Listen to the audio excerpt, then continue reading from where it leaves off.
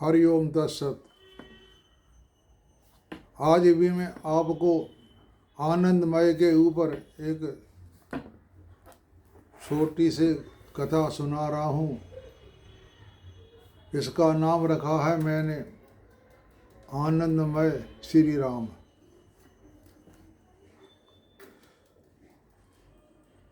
राम जी की सरलता भी अद्वितीय है। राम जी अतिशय सरल हैं। श्री राम तो रावण के साथ भी सरल हैं। रामायण में वर्णन आता है कि श्री राम रावण का भीषण युद्ध चल रहा था। उसमें युद्ध करते करते रावण घायल हो जाता है तो रावण का बख्तर टूट गया और माथे का मुकुट गिर गया। धनुष के टुकड़े हो गए और रथ के घोड़े मर गए। रथ छिन्न भिन्न हो गया। रावण बहुत अकुलाया हुआ है। उसकी इस समय बहुत थकान हुई है। राम जी उसकी देख नहीं सके। राम जी ने रावण से कहा, तुमने मेरे प्रधान वीरों को मारकर भयंकर काम किया है। तुम बहुत थक गए मालूम होते हो, इसलिए तुम्हें आज मारता नहीं। तुम घर जाकर आराम करो और भोजन करो, थकान उतारो, रथ और धनुष को फिर से सजाओ और फिर आने वाले कल में मैं तुम्हें देखूंगा। शत्रु के साथ इतनी सरलता किसी ने दिखाई हो, ऐसा उदाहरण इतिहास में मिलता नहीं। शत्रु घायल हों उसी समय तो शत्रु को मारना होता है। ऐसा अवसर चूका नहीं जाता। जैसा महाभारत में भगवान श्री कृष्ण ने करवाया था। उसका कारण क्या था, मैंने पिछली बार भी कहा है।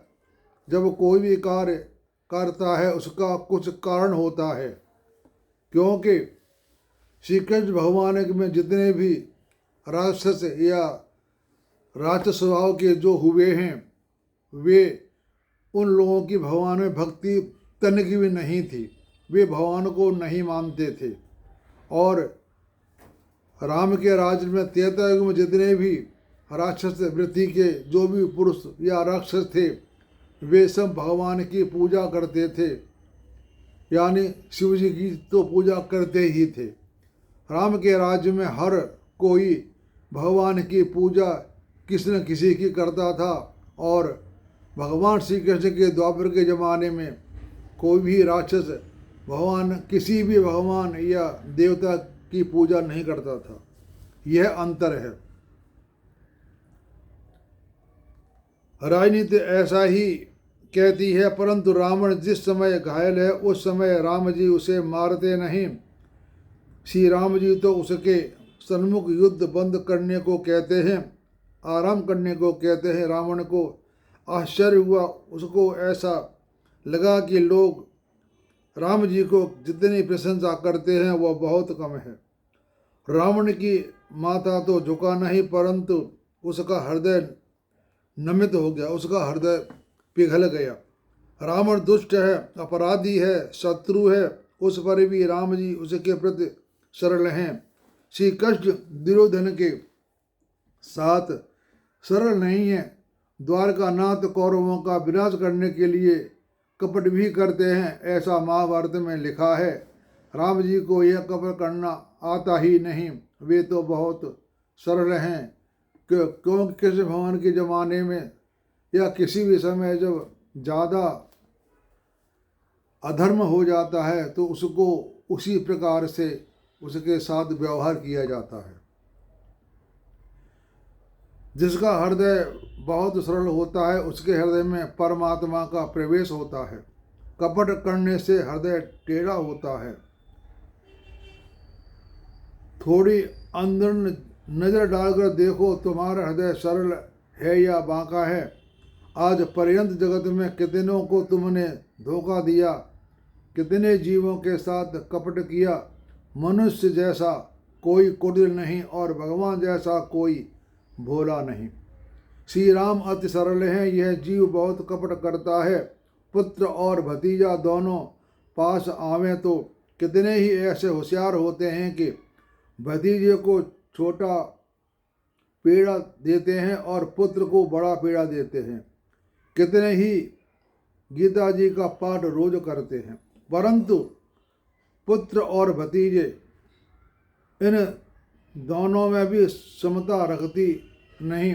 यह सरलता है वहीं समता है, जहाँ समता है वहीं ज्ञान टिकता है और वहीं परमात्मा विराजते हैं। श्री राम शत्रु के साथ भी सरल हैं और इसी कारण से शत्रुओं को भी राम जी श्रेष्ठ लगते हैं। शत्रु भी उनका बखान करते हैं। घर के लोग बखान करें उसमें क्या आश्चर्य, घर के लोग तो बखान करेंगे ही। अगर बाहर के लोग कोई बखान करते हैं तो माना जाता है कि हाँ सही बात है। राम जी का बखान तो रावण भी करता है। रावण ऐसा कहा है कि राम जी के समान कोई हुआ नहीं और होगा भी नहीं। श्री एकनाथ महाराज ने भावार्थ रामायण में वर्णन किया है कि श्री राम रावण का भयंकर युद्ध चल रहा है। इंद्रजीत ने रावण से कहा कि शत्रुओं का संहार करूंगा। रावण को हिम्मत बंधाकर इंद्रजीत युद्ध करने गया, यानी मेघनाथ। इंद्रजीत और लक्ष्मण का भयंकर युद्ध हुआ। युद्ध में लक्ष्मण जी ने इंद्रजीत को भुजा का छेदन किया।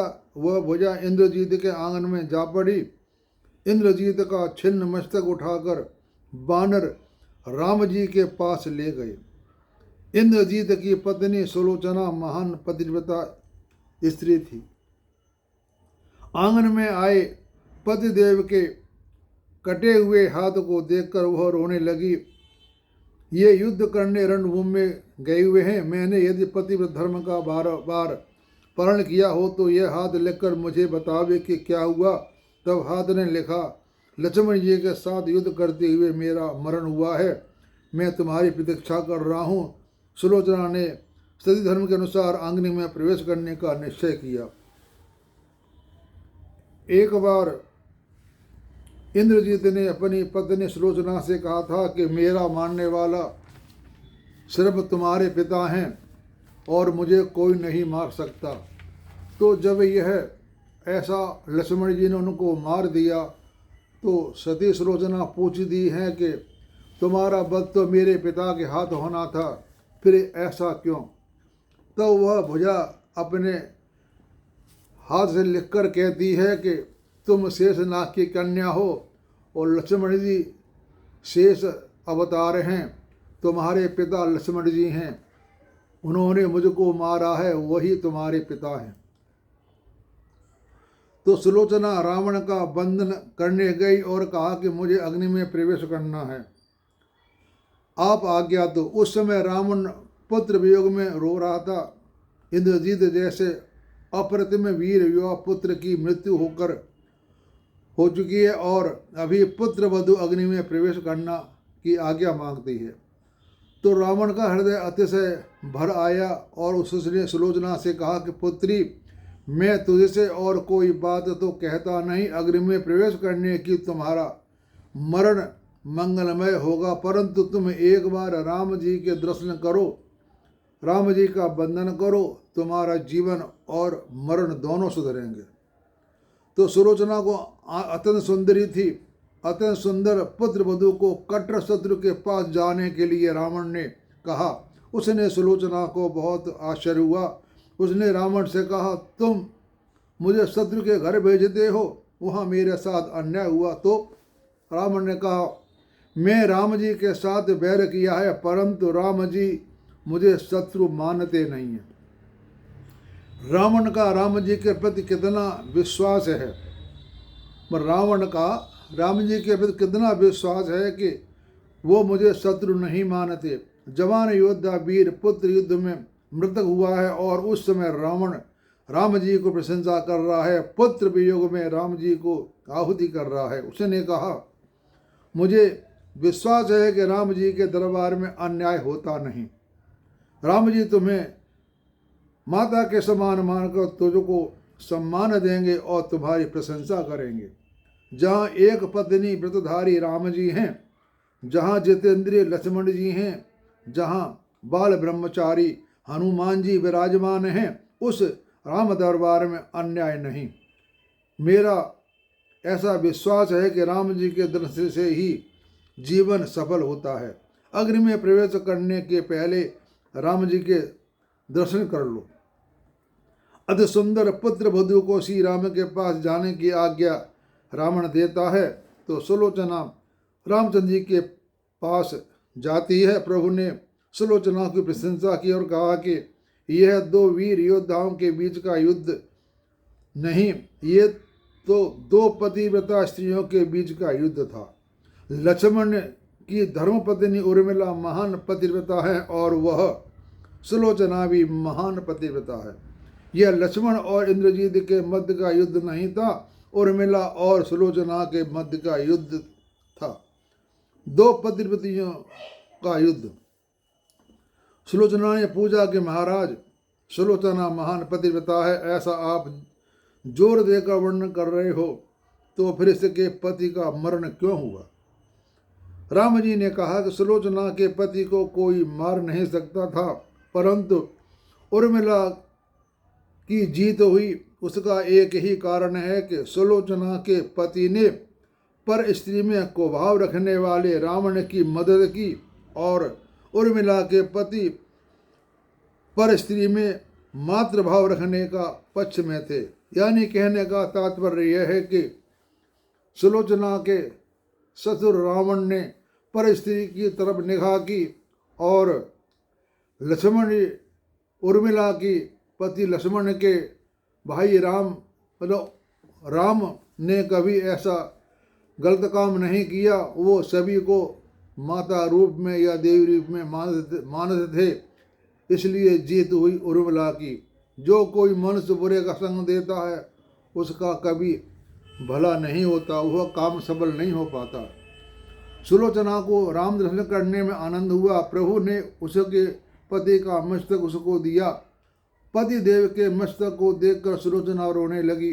राम जी को दया आई। राम जी ने कहा, बेटा रो नहीं, तुम हमारी पुत्री हो, तेरी इच्छा है तो मैं तेरे पति को जीवित कर दूं, 1000 वर्ष की आयु दे दूं, तुम लंका में आनंद से राज्य करो, मैं यहाँ से वापस लौट जाऊं। तू रोती है वह मुझे तनिक भी सहन नहीं।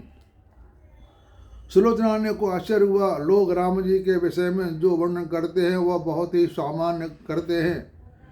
राक्षसों को भी राम जी भले लगते हैं, राम जी को वे बखान करते हैं, तब फिर देवता और ऋषि राम जी का बखान करें, इसमें कोई आश्चर्य नहीं।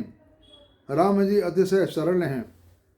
राम जी की सरलता का वर्णन रामायण में स्थान स्थान पर आता है। जो अति सरल है उसी के हृदय में राम जी का प्रवेश होता है। जैसे मन में वैसा ही बोलो, मन वाणी और क्रिया में समान बनो, वही व्यक्ति राम जी को भला लगता है। भगवान ने कहा है कि कपट करने से हृदय कुटिल होता है और दंभ करने से हृदय कुटिल होता है। जो हृदय कुटिल है उस हृदय में परमात्मा का प्रवेश होता नहीं। प्रवेश का मतलब यह है कि उसमें परमात्मा की कृपा नहीं होती। परमात्मा तो हमेशा सबके अंदर बैठा हुआ है, लेकिन वह उसका भले का काम नहीं होता। परमात्मा का प्रवेश हृदय में करने की इच्छा तो है, बहुत सरल करो। सरल हृदय में रमण करना परमात्मा को सुहाता है। जिसका हृदय सरल है उसको कभी दूसरों के दोष दिखते नहीं और कदाचित दिखें तो उसे घृणा आती नहीं। वह किसी का तिरस्कार करता नहीं। जिसका हृदय सरल है उसे अभिमान का स्पर्श होता नहीं। तुम अपने हृदय में देखो, 5-10 क्षण के बाद आनंद देखो, तुम्हारा हृदय बांका तो नहीं रहता। साधारण मनुष्य बाहर देखता है परंतु अंदर नजर डालता नहीं। जब तक मनुष्य संसार के साथ बहुत प्रेम करता है तब तक उसकी दृष्टि बाहर होती है। जिसका हृदय बांका है वह कदाचित पैसा भले ही कमा सके परंतु उसके हृदय में परमात्मा आते नहीं। जब भगवान राम ने सुलोचना से कहा था तुम कहो तो मैं जिंदा कर दूं, तो पता सुलोचना ने क्या कहा कि प्रभु, जो आपके हाथ से मरता है उसकी मुक्ति हो जाती है, अगर मैं जिंदा कर दूंगी तो वह मुक्त नहीं होंगे। वो जीवन मरण से मुक्त हो गए, इसलिए मैं नहीं चाहती आप उनको जिंदा करें। तो राम जी महाराज वृक्ष तले विराजते हैं और बानर वृक्ष के ऊपर चढ़कर बैठते हैं। नियम तो ऐसा है कि मालिक ऊंचा बैठे और नौकर नीचे बैठे। यहाँ ये नौकर बहुत ऊंचे बैठते थे और मालिक नीचे बैठता था।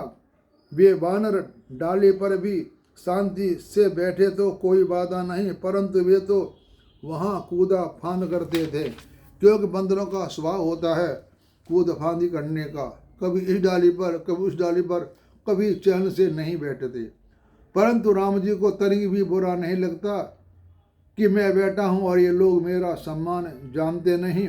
अति सरल को किसी का दोष दिखता नहीं, उनको किसी दिन भी बुरा लगता नहीं।